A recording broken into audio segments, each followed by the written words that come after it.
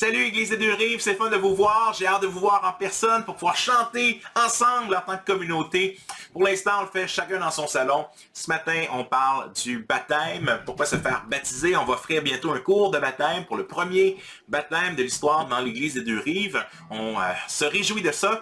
Et ce matin, donc, les chants sont en lien avec ça. Je crois en Jésus. Comme l'eunuque éthiopien, on va le voir un peu ce matin. Après se faire présenter l'Évangile par Philippe, il arrive, il se promène encore en char, puis il voit un point d'eau. Il dit « Hey, voici de l'eau. Qu'est-ce qui empêche que je sois baptisé? » Philippe va lui dire « Si tu crois de tout ton cœur, tu peux l'être. » Et l'eunuque éthiopien répond « Oui, je crois en Jésus. Je crois que Jésus est le Fils de Dieu. » Alors, chantons ensemble cette confession de foi qu'on aura la chance de célébrer peut-être avec plusieurs baptisés, certains baptisés bientôt.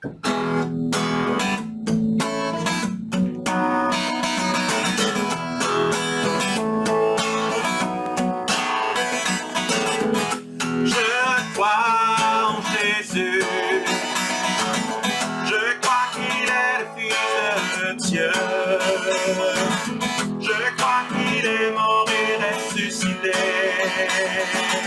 je crois qu'il a payé pour nous, et je crois qu'il est ici,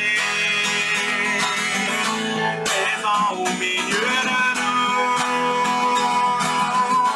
tout puissant pour guérir, et par sa grâce nous pardonner. Je crois en toi, Seigneur. Je crois que tu es le Fils de Dieu. Après ta mort, Dieu t'a ressuscité. Je crois que tu as payé pour tout. Et je crois que tu es là, présent au milieu de nous, tout puissant pour guérir, et par ta grâce nous pardonner. Je crois en Jésus, je crois qu'il est le Fils de Dieu, je crois qu'il est mort et ressuscité, je crois qu'il a payé pour tous, et je crois qu'il est ici, et je crois qu'il est ici, présent au milieu de nous, tout puissant pour nous guérir, et par sa grâce nous pardonner, et par sa grâce nous pardonner. Jésus est Seigneur. C'était une des déclarations qui était en contraste avec César et Seigneur. C'était la raison pour laquelle les chrétiens ne pouvaient pas adorer César ou refusaient de porter les serments romains. C'est parce que ça signifiait de dire qu'il y avait un autre Seigneur, un autre Dieu que Jésus-Christ. Et donc, c'est la proclamation baptismale, c'est-à-dire c'était une déclaration que les gens, comme l'Éthiopien qu'on a vu, venaient affirmer « Je crois que Jésus est Seigneur », qui signifie justement le maître, celui que je veux suivre. Le prochain chant dit justement ça, Jésus est Seigneur, Jésus est Seigneur. Son trône est fondé sur la justice, son trône est fondé sur l'équité, et son sang a vaincu l'ennemi de nos âmes. Il est le puissant libérateur. Je pourrais vous dire que c'est un de mes chants favoris, mais effectivement, ça l'était. Celui-là encore, ça fait des années que je ne l'ai pas chanté. Ça demeure un de mes chants favoris. Pareil, chantons ensemble, Jésus est Seigneur.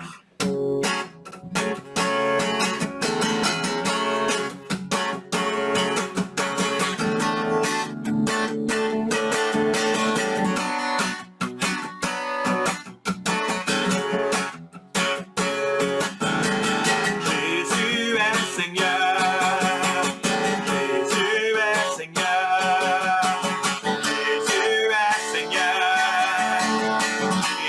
est Seigneur de cette relation.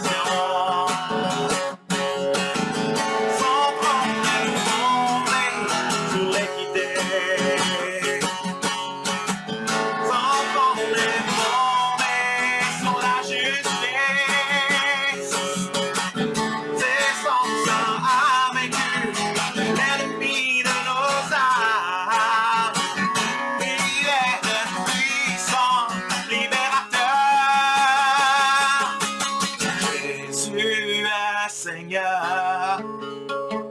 Jésus est Seigneur. Jésus est Seigneur. Jésus est Seigneur de cette nation. Son trône est fondé sur la justice. Son trône est fondé sur l'équité.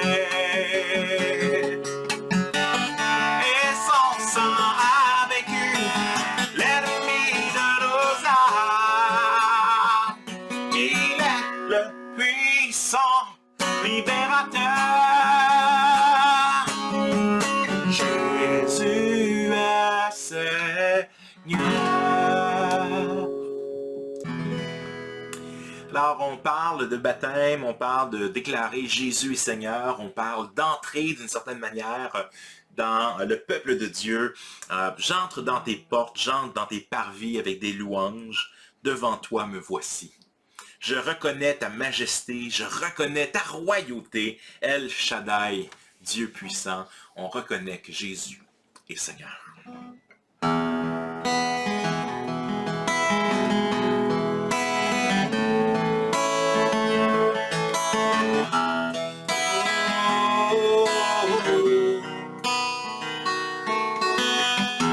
J'entre dans tes portes, j'entre dans tes parvis, avec des louanges. Devant toi me voici. Je reconnais ta majesté.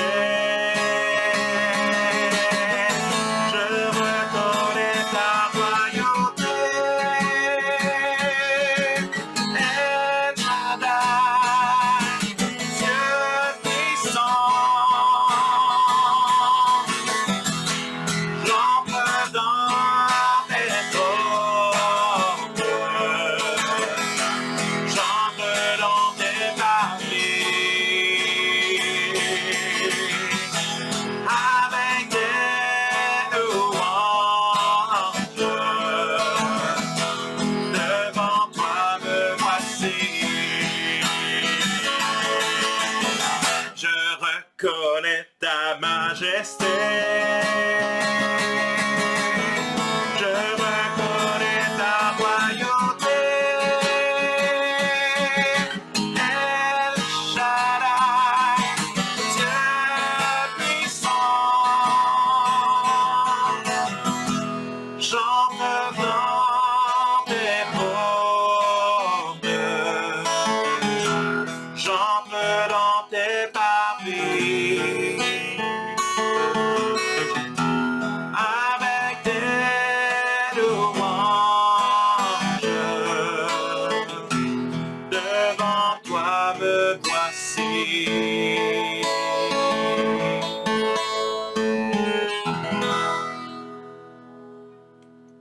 Amen. Alors, bonjour à tous, ça me fait plaisir de vous retrouver ce matin pour un break dans notre série sur 2 Corinthiens pour adresser une question importante. La question du baptême, donc le baptême d'eau, la réception du Saint-Esprit, de m'en faire cette proclamation. Alors, bonjour à tous, ça me fait plaisir de vous retrouver ce matin. Donc, on fait un petit break dans notre série sur 2 Corinthiens pour adresser une question bien importante, la question du baptême. Eh bien, une des raisons pour lesquelles on adresse ça, c'est que certaines personnes se sont manifestées en disant « j'aimerais bien me faire baptiser ». Peut-être que d'autres personnes disaient « je ne savais même pas qu'il y avait un baptême, qu'on devait se faire baptiser ». Ou d'autres questions, je suis dans l'église ou dans la foi depuis un petit bout de temps, je ne me suis pas encore fait baptiser, est-ce que je devrais me faire baptiser? Qui devrait se faire baptiser? Comme moi, j'étais catholique dans ma jeunesse, je me suis fait baptiser enfant. Est-ce que je dois me faire rebaptiser si je me suis fait baptiser enfant? C'est quoi la signification du baptême? Donc, il y a un ensemble de questions que j'aimerais ça répondre aujourd'hui.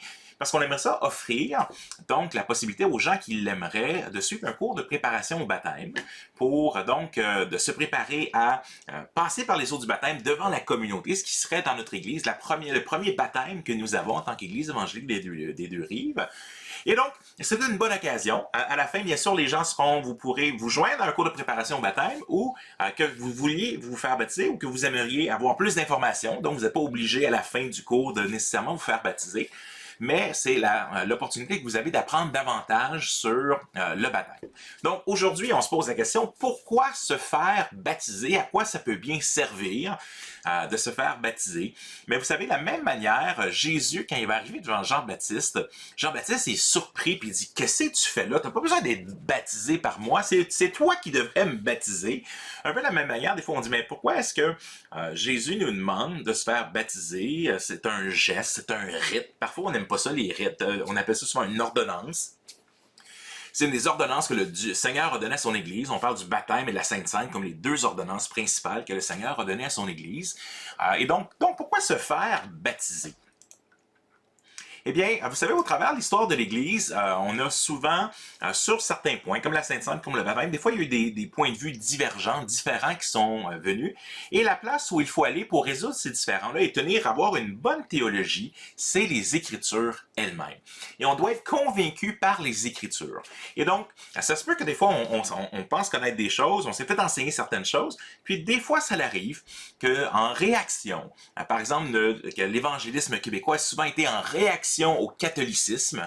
Et donc, une des raisons, par exemple, dans le catholicisme, on courait après les enfants pour pas qu'ils meurent très tôt à la naissance, pour les baptiser, pour les faire, parce que dans le fond, dans le genre catholique, avait enseigné quelque chose qu'on appelait, bon, il y a le purgatoire, il y a les limbes, il y a le ciel, il y a l'enfer. Donc, le purgatoire, c'est où ce que vont les chrétiens pour se faire finaliser, d'être peaufinés pour devenir comme Jésus.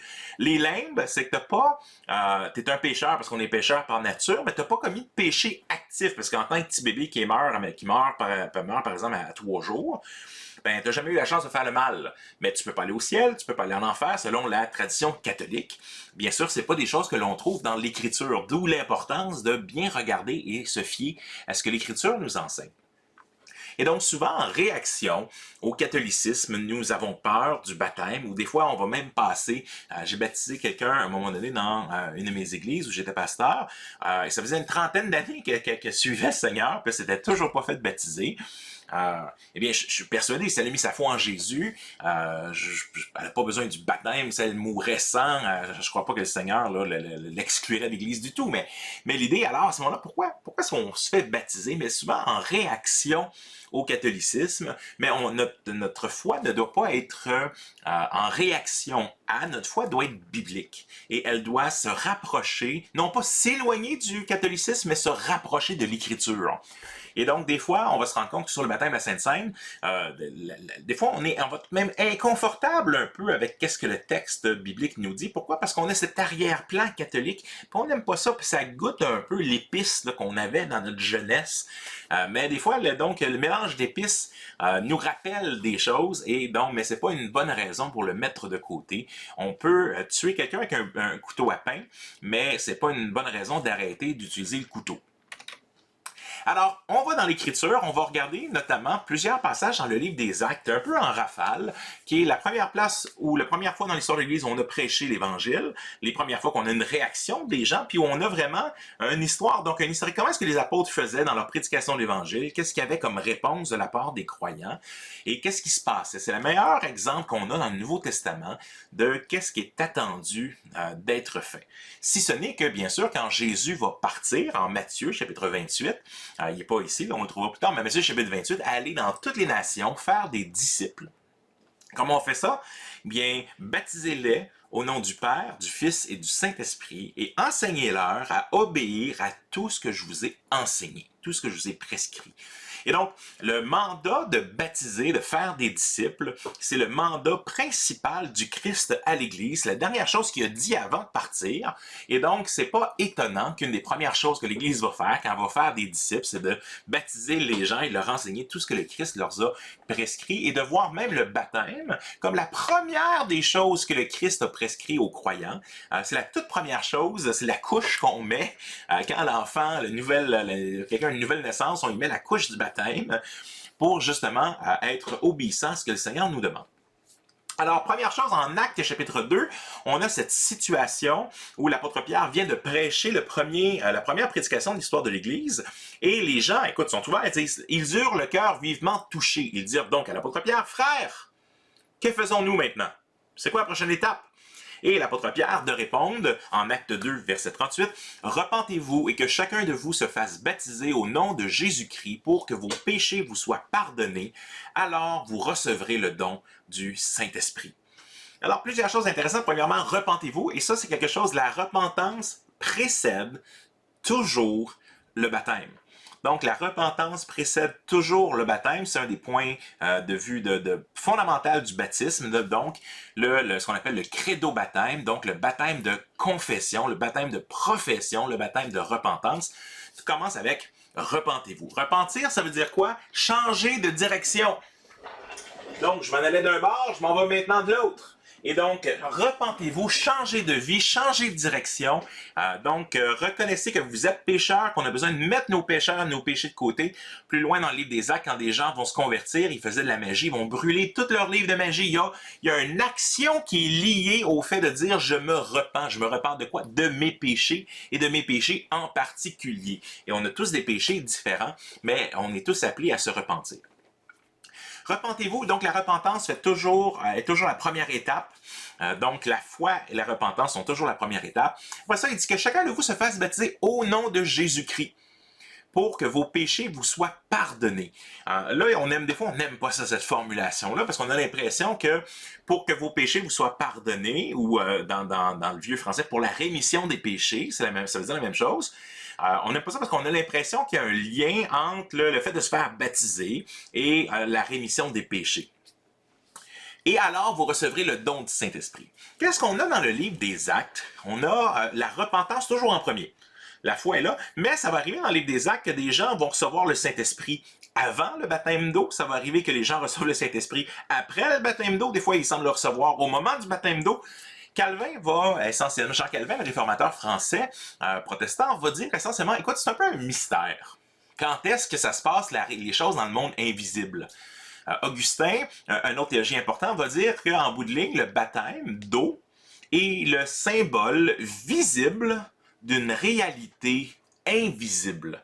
Donc, il se passe quelque chose dans le monde invisible. Je ne sais pas quand exactement elle se passe. On ne le voit pas. On ne le voit pas dans le monde invisible. Mais Calvin dit Dieu ne joue pas à des jeux. Il ne donne pas des choses pour rien. Et à quelque part, le baptême et la Sainte Seine, les deux, les ordonnances que le Seigneur nous a données, aux yeux de Dieu, c'est un peu tout comme. On va le voir en 1 Corinthiens chapitre 11, justement, où l'apôtre Paul va nous dire que les gens qui prennent la Sainte Seine, de bien s'examiner nous-mêmes, de bien discerner le corps, le sang du Christ, même si ça ne devient pas réellement le corps, le sang du Christ. Pourquoi? Parce que certains, dans le fond, mangent en salissant les pieds du Seigneur, en mettant le Seigneur sous leurs pieds. Et l'apôtre Paul va dire, à cause de ça, certains d'entre vous sont morts, infirmes ou malades. Et donc, là, tu vois, boy, c'est juste un mémorial. Pourquoi est-ce qu'il y a des gens qui meurent, qui deviennent infirmes ou qui deviennent malades? Mais c'est parce que le Seigneur, comme dirait Calvin, ne dit pas ici, je résume Calvin, mais Calvin dirait que la Sainte Seine, c'est pas le corps et le sang de Jésus-Christ réellement, comme les catholiques le croyaient, mais c'est tout comme, aux yeux de Dieu, c'est un peu comme le drapeau américain. Je veux dire, je peux promener les États-Unis, je peux aller voir M. Biden, bien je ne me rendrai pas là, mais je peux aller voir M. Biden puis l'insulter, mais je peux aussi prendre le drapeau, sauter dessus puis le brûler. Le symbole... si j'insulte le symbole, mais c'est tout comme si j'insultais M. Biden d'en face, ou les Américains, ou quelque chose comme ça. Donc, ici, Calvin nous donne l'image de dire, le baptême, c'est tout comme. Aux yeux de Dieu, on ne sait pas que la séquence. La repentance est toujours là, mais la séquence de quand est-ce que ça arrive dans le monde invisible, on ne sait pas. mais ça l'arrive et donc le baptême d'eau est la réalité ou le symbole visible d'une réalité invisible qui s'est déjà passée dans notre cœur. Mais quand même, ce que ça nous dit, c'est que repentez-vous, que chacun de vous se fasse baptiser au nom du Seigneur Jésus et vous recevrez le don du Saint-Esprit. Et ce jour-là, on va baptiser, je pense que c'est 3000 hommes. 5000, 3000 hommes. Donc, à quelque part, c'est la première réaction qu'on a. Repentez-vous, faites-vous baptiser, recevez le Saint-Esprit. Et c'est une chose que vous allez noter, c'est que le baptême est pratiquement de façon unanime dans le Nouveau Testament, toujours tout de suite après. On va y revenir un peu plus tard.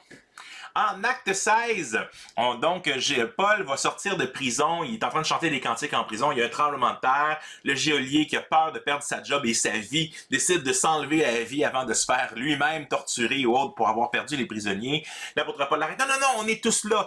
Et l'homme comprend pas, il dit, wow, pourquoi est-ce que vous faites ça pour moi? Puis il dit, comment est-ce que je peux être sauvé? Comment est-ce que il réalise son péché, il réalise que Paul il a quelque chose de spécial. Et là, comme le chantait Richard Toupin, c'est basé sur ce verset-là, « Crois au Seigneur Jésus et tu seras sauvé. » Donc, un chant de mon enfance. Mais effectivement, c'est le texte, ici on le voit en acte 16, 31. Paul et Silas répondirent, « Crois au Seigneur Jésus et tu seras sauvé, toi et ta famille. » Et ils lui annoncèrent la parole du Seigneur, donc il présente l'Évangile, ainsi qu'à tous ceux qui étaient dans sa maison. Il les prit avec lui à cette heure même de la nuit, il lava leurs plaies et aussitôt il fut baptisé, lui et tous les siens. Donc ils sont au milieu de la nuit, il est 3 heures du matin, ils viennent de finir de prêcher l'Évangile, de nettoyer les plaies qu'ils avaient. On fait le baptême, right now, right now. Okay, il y a de l'eau, on y va, tigilou, blitch, plutch. Et donc, il y a une instantanéité dans le Nouveau Testament par rapport au moment où je dis « je crois, je suis baptisé ». Donc, vous allez voir, ça revient et c'est constant. On continue, même chose, en Actes chapitre 8, on a Philippe, donc le diacre Philippe qui est évangéliste, qui va prêcher à plusieurs reprises, on va le voir dans l'autre passage aussi après, mais quand ils eurent cru à Philippe, qui leur annonçait la bonne nouvelle du royaume de Dieu et du nom de Jésus-Christ, hommes et femmes se firent baptiser. Donc, c'est quoi la réaction? Donc, grosso modo, ce que ça nous dit, c'est que dans le message de l'Évangile que les apôtres prêchaient, il y avait le message de l'Évangile se terminait « Veux-tu répondre à l'appel de Dieu? » Comment je réponds à l'appel de Dieu? Repentez-vous et que chacun de vous se fasse baptiser au nom du Seigneur Jésus. Et donc, on continue, encore une fois, parce qu'on veut réellement le poids cumulatif de l'Écriture. On veut s'approcher de ce que l'Écriture enseigne. Acte 8, 35 à 38. Alors, Philippe, à un autre moment, il vient d'approcher un eunuque éthiopien. Dieu l'envoie dans le désert prêcher l'Évangile à quelqu'un qui est en train de retourner en Éthiopie, qui a été à une fête juive, qui a acheté un rouleau de parchemin d'Ésaïe et qui est en train de lire Ésaïe 53. Donc, un message, mais c'est probablement un des plus forts passages prophétiques dans l'Ancien Testament.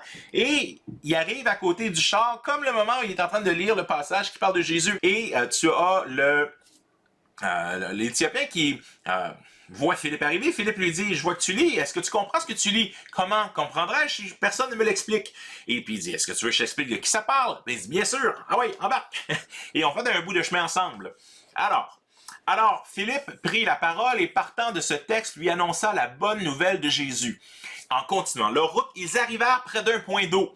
Alors le dignitaire s'écria, voici de l'eau, qu'est-ce qui empêche que je sois baptisé? Si tu crois de tout ton cœur, tu peux être baptisé. Oui, répond le dignitaire, je crois que Jésus-Christ est le Fils de Dieu. Et aussitôt, il donna l'ordre d'arrêter le char. Philippe et le dignitaire descendirent tous deux dans l'eau et Philippe le baptisa.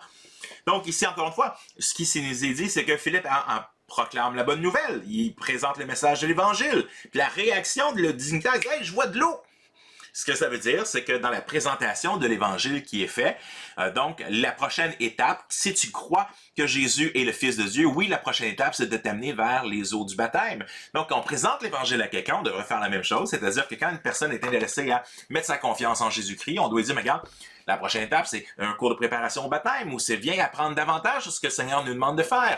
Et donc, on sait ce qu'on voit de façon systématique au travers le livre des Actes. On le voit notamment, par exemple, quand l'apôtre Paul va raconter son récit de conversion.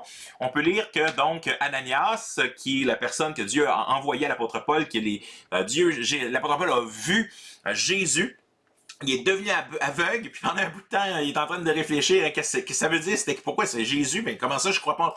Et là, il se convertit au travers, et Ananias vient présenter l'Évangile d'une façon encore plus claire. Et à la fin, donc, Ananias, une fois qu'il voit que l'apôtre Paul croit, il va lui dire en Acte 22:16, « Et maintenant, que tardes-tu? Lève-toi, sois baptisé et lavé de tes péchés en invoquant le nom du Seigneur. » Donc ici, le fait d'invoquer le nom du Seigneur publiquement semble être lié au moment du baptême. Pourquoi? Parce qu'on était baptisé au nom du Seigneur.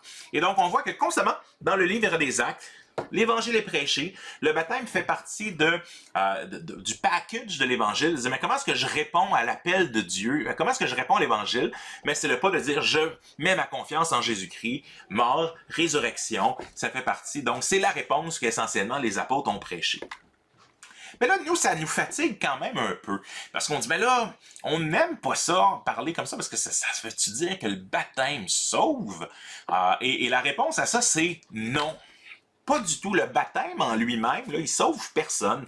Martin Luther va dire que l'eau dans laquelle les gens sont baptisés, la même eau que dans laquelle les vaches se sont abreuvées le matin.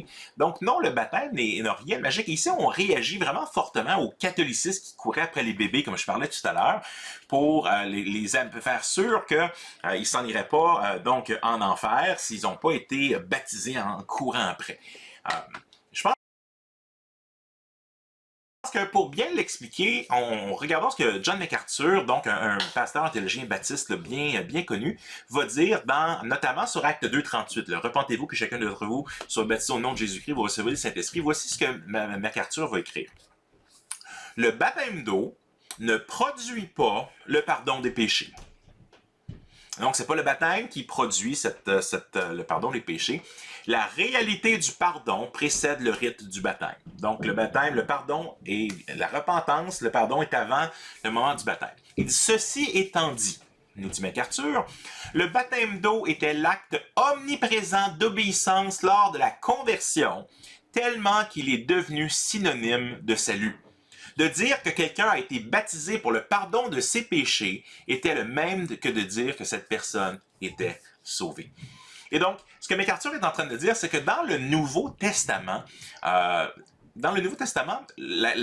chrétien non baptisé, ça n'existe pas. Pourquoi? Parce que dès que tu devenais chrétien, dès que tu mettais ta foi en Jésus, tu te faisais baptiser right now, right then, là. Et donc, qu'à quelque part, MacArthur nous dit le langage du Nouveau Testament fait qu'il y a une équation en disant quand tu es baptisé, on revêt Jésus-Christ sur nous. Quand on est baptisé, on est mort et enseveli avec lui dans le baptême. Donc, un ensemble de passages dans l'Écriture qui semblent attribuer un peu un effet salvifique au baptême. Mais la réalité, c'est que non, le baptême ne produit pas ça. Mais le fait que ça se fait dans le moment où tout de suite après la conversion, mais ça devenait un peu, c'était le symbole visible d'une réalité invisible. Alors que des fois, nous, le baptême, ça devient une réalité visible de quelque chose qui s'est passé il y a des décennies en arrière. Mais ça, c'est notre problème à nous. Mais donc, on peut utiliser ce langage-là tout en disant et en comprenant que le Nouveau Testament enseigne très clairement que le baptême en lui-même ne sauve pas. C'est pas parce que tu as été baptisé que ça te donne une assurance de salut. C'est pas parce que tu es tombé dans une marmite de potions magiques que ça fait de toi quelqu'un de transformé. C'est pas l'idée, c'est le Saint-Esprit qui te transforme. C'est Jésus et par la foi que tu es déclaré juste.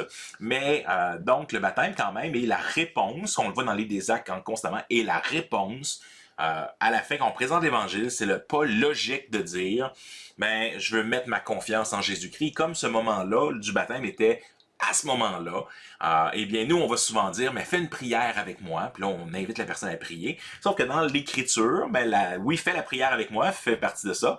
Confesse tes péchés à Dieu, mais c'était OK, mais maintenant, on a de l'eau qui est là. Es-tu prêt à te faire baptiser? Et donc, à le faire devant les gens de la communauté. Donc, on l'a parlé tout à l'heure, ça revient, c'est le premier commandement de Jésus à l'Église. Allez donc dans le monde entier, faites des disciples parmi tous les peuples, baptisez-les au nom du Père, du Fils et du Saint-Esprit, et apprenez-leur à obéir à tout ce que je vous ai prescrit. Et voici, je suis moi-même avec vous chaque jour jusqu'à la fin du monde. Fait qu'ultimement, c'est la première marque d'obéissance qui est demandée aux nouveaux croyants.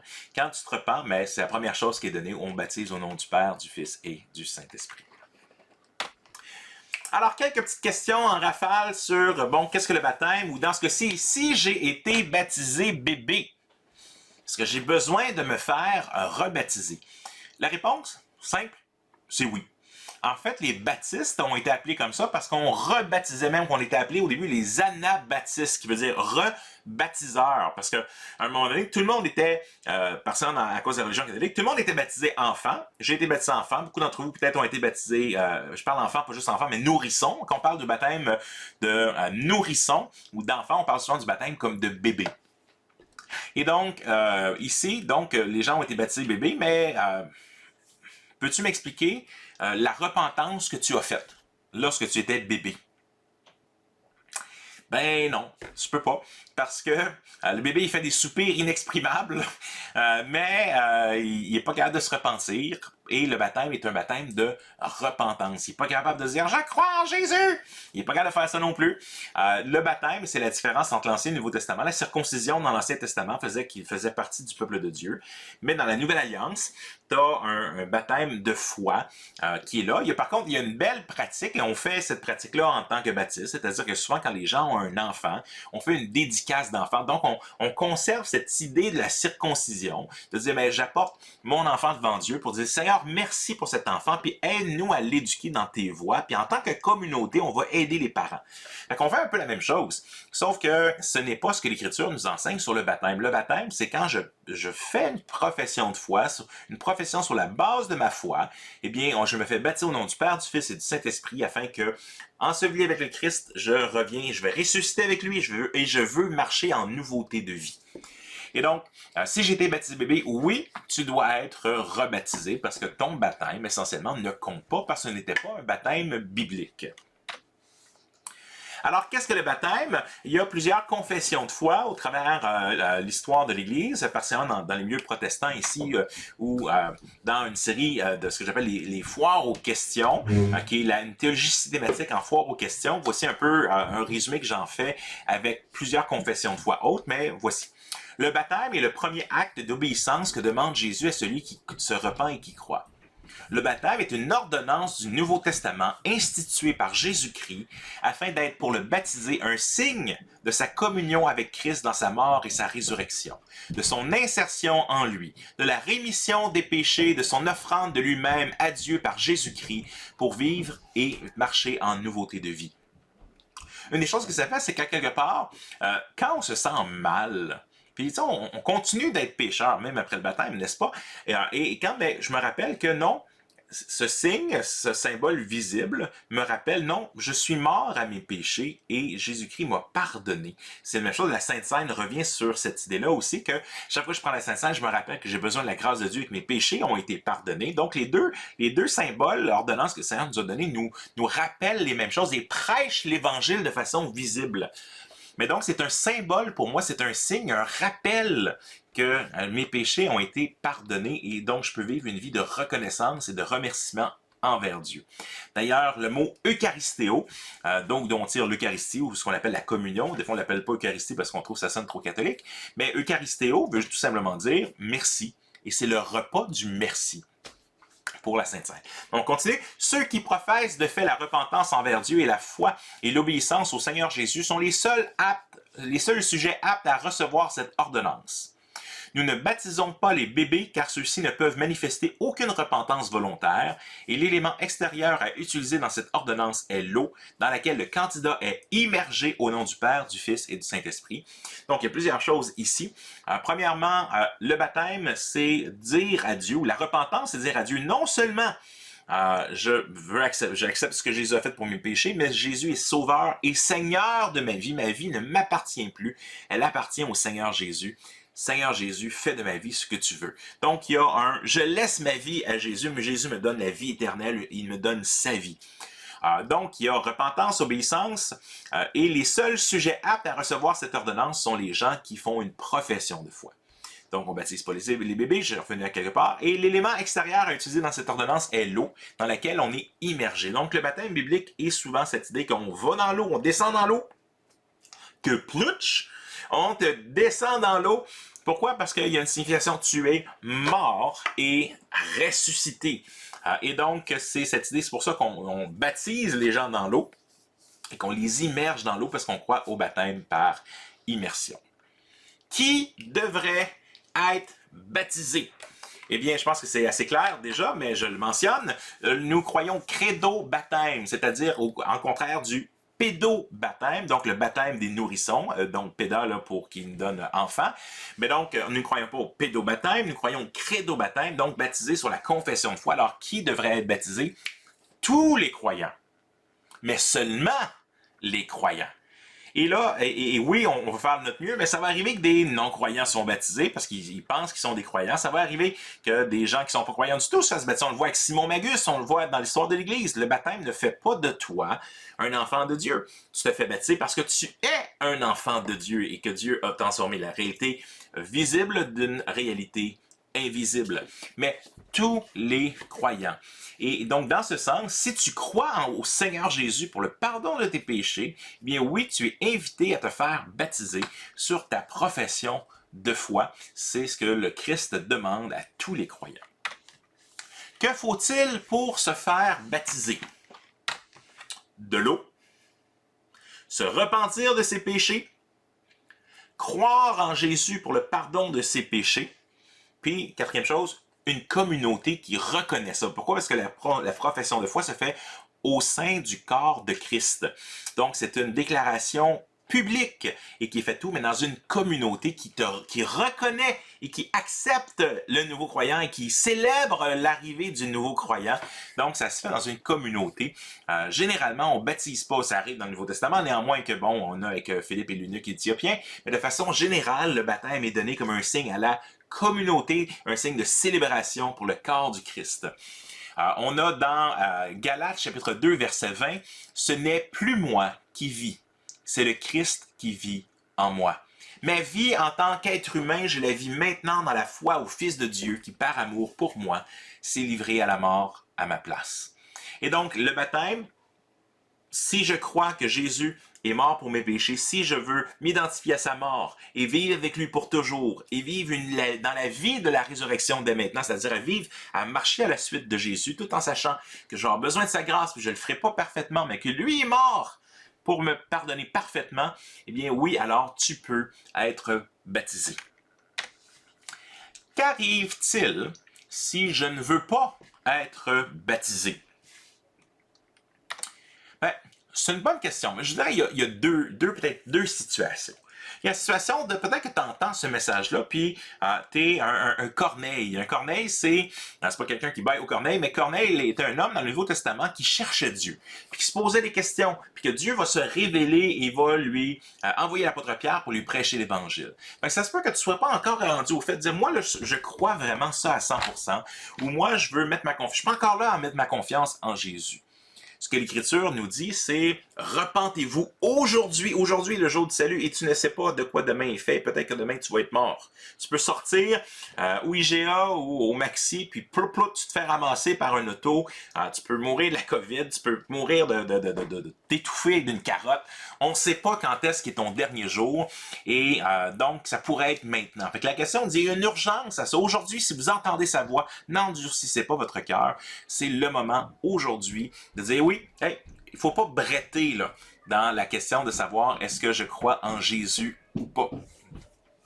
Et donc, ici, si tu, pour répéter notre question, qu'arrive-t-il si je ne suis pas baptisé? Mais clairement, si tu n'as pas mis ta confiance en Jésus, c'est pas juste la question du baptême, si tu ne crois pas en Jésus, eh bien, tu vas vivre une vie éternelle, loin de Dieu, loin de sa présence, loin du paradis, dans ce que la Bible appelle l'enfer. Il y a une série d'images qui nous sont données sur l'enfer, mais retenons cette chose, je ne vais pas faire une prédication sur l'enfer en ce moment, mais retenons cette chose-là, tu ne veux pas aller là, et c'est une éternité loin de Dieu. Qu'est-ce qui arrive aux gens qui ne sont pas baptisés? Ben, ça arrive exactement la même chose que ceux qui ne croient pas en Jésus. Parce qu'en bout de ligne, si tu ne crois pas en Jésus, ben, tu ne te feras pas baptiser. L'important ici, c'est si tu ne crois pas. Par contre, si tu es un chrétien, si tu considères que tu as donné ta vie à Jésus, si tu considères que moi je crois en Jésus, puis je suis qu'est-ce qu'il veut dire, moi ce que je te dirais c'est why? Just why? On va dire, si tu es chrétien, puis que tu veux pas te faire baptiser, why? Just why? Mais j'ai un problème, en fait pas moi, là, la Bible a un problème avec ça, parce que si le baptême est le premier fruit qui pop, là, c'est le premier pop de popcorn là, qui pop là, après quand il est dans le micro-ondes ou qui est dans l'huile, le premier qui pop, là, c'est le baptême. C'est le premier fruit de l'obéissance. C'est la première chose que Jésus demande aux chrétiens qui viennent de mettre sa confiance en lui. Puis si le chrétien dit « Non, moi je veux pas », je refais ça, là. Le premier commandement que Jésus demande comme un fruit de la repentance, c'est de passer par les eaux du baptême. Moi, je veux pas.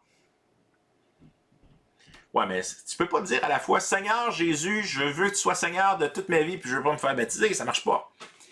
Fait que c'est pas que le baptême en lui-même sauve, encore une fois, mais c'est tout simplement que si tu refuses de te faire baptiser, mais t'es en désobéissance flagrante avec ce que le Seigneur nous dit. Fait que c'est juste de dire, à ce moment-là, c'est une façon, si je refuse de me faire baptiser, ça peut être une façon de dire, mais moi je mets de côté la grâce de Dieu, j'en veux pas.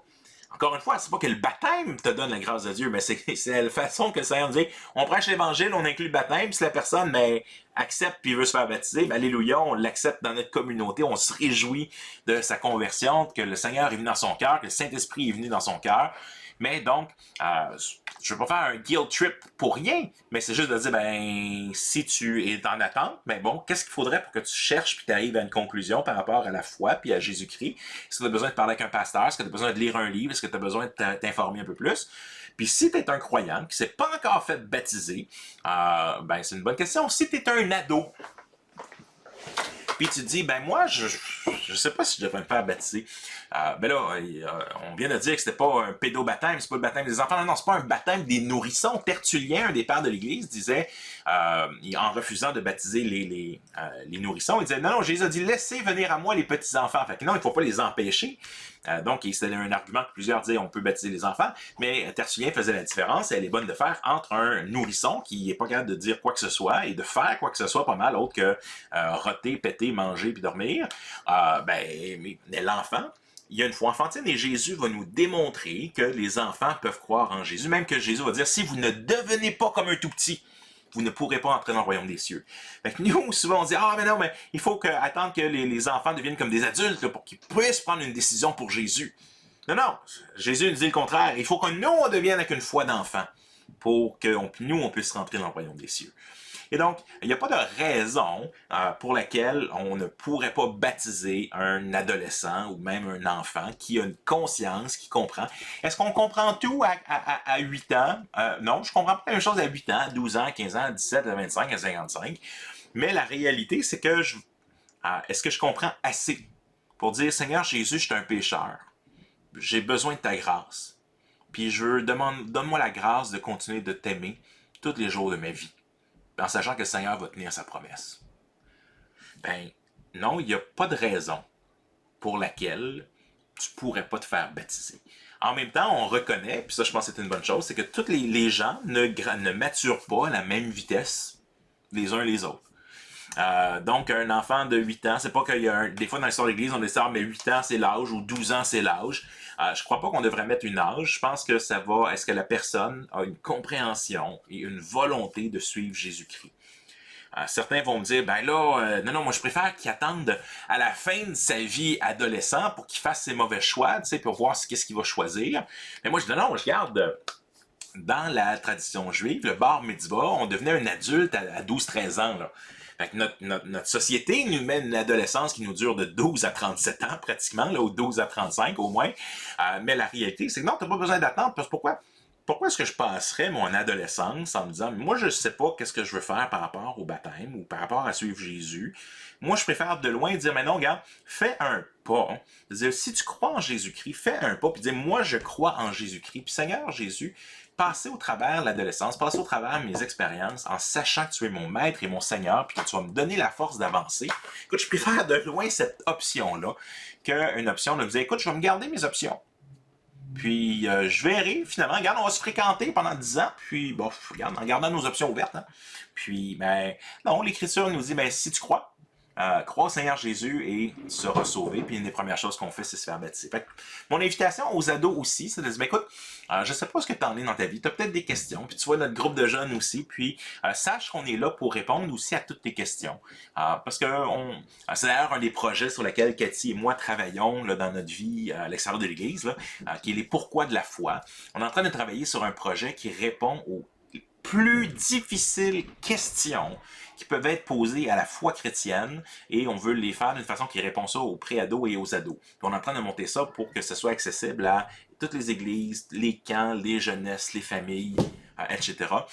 Donc, sache que tu peux venir nous voir avec n'importe laquelle question. Est-ce que Jésus a déjà existé? Comment est-ce qu'on sait que c'est vrai? Pourquoi est-ce que ça serait la seule religion? Pourquoi est-ce que Dieu aurait un Dieu bon créé quelque chose comme un enfer? Pourquoi est-ce que des fois les adultes aussi ont les mêmes questions? Fait que si tu te poses des questions sur la foi chrétienne, je t'invite à venir nous voir. Viens voir Stéphane, viens me voir moi, écris-nous.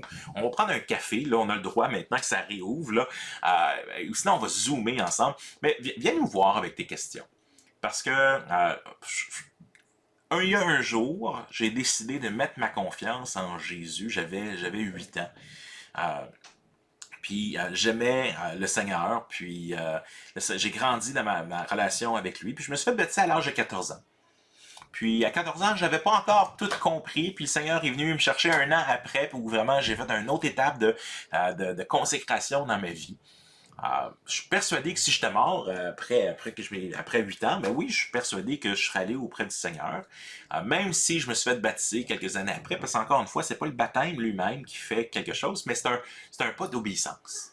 Puis c'est une déclaration, on dit, Seigneur, je veux faire ce que tu veux me demander. Ce n'est plus moi qui vis, c'est Christ qui vit en moi. Alors, que le Seigneur, si le Seigneur vous a interpellé, écoutez, on va prenez un contact, on le mettra dans l'hebdo de la semaine prochaine, une façon que vous pouvez communiquer avec nous, juste pour nous dire, hey, moi j'aimerais ça faire partie de la prochaine cohorte, là, qu'on aimerait ça partir là, très bientôt. Dès qu'on a des noms, là, peut-être dans 2 semaines, on partira, on regardera ensemble pour quelques rencontres, pour pouvoir, qu'est-ce que le baptême, en plus en profondeur un peu, qu'est-ce que la foi, donc être sûr qu'on comprend bien l'Évangile, puis en même temps, mais comment est-ce que je présente aussi, parce qu'une des confessions de foi qu'on demande souvent aux gens, c'est de présenter en quoi, qu'est-ce que le Seigneur fait pour eux. C'est quoi le message de l'Évangile dans leurs propres mots. Donc, on valide un peu que le croyant a bien compris, puis on se prépare pour la célébration du baptême pour ceux qui désirent aller dans cette direction-là. Alors que le Seigneur vous garde, et j'espère que ça a été un encouragement, un rappel pour certains, mais un encouragement que vous savez, quand on prêche l'Évangile, aujourd'hui, on a des fois tellement peur, on a tellement l'impression que les gens là sont tellement pas intéressés aujourd'hui dans les choses spirituelles, ce qui est pas vrai. Les gens sont intéressés dans la spiritualité dans la société québécoise, mais on essaie de rendre ça tellement facile. Non, mais tu sais, dis le Seigneur Jésus, crois, je vais mes péchés sont pardonnés, fini l'affaire. Je veux rien te demander là, parce que on a tellement peur que les gens disent non, alors que non. Le baptême, oui, il y a un pas d'engagement. Ben, c'est justement ça, c'est que Jésus, ben, il y a des gens qui ont une foi temporaire, il y a des gens qui ont une foi étouffée, on le voit dans la parabole du semeur.